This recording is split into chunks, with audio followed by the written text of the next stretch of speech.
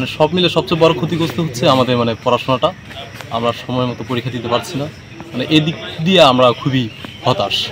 এখন আমরা চাইবো এই কোটা আন্দোলনের যৌক্তিক আন্দোলন এটা দ্রুত সমস্যার সমাধান। জানেন যে গতকালকে একটা বিশ্ববিদ্যালয় একটা রণক্ষেত্রে পরিণত হয়েছিল, ঠিক আছে।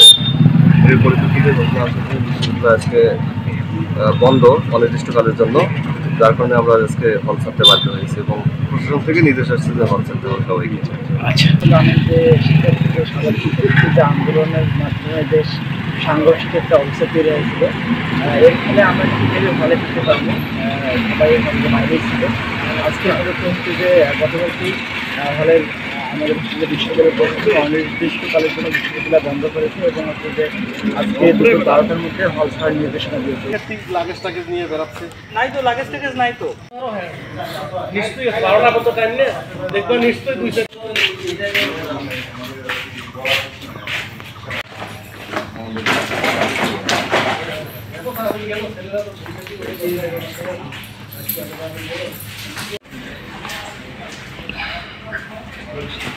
2 পাচ্ছি কোনো মেকানিক কেউ ওয়েল্ডিং বা মেকানিক তাদের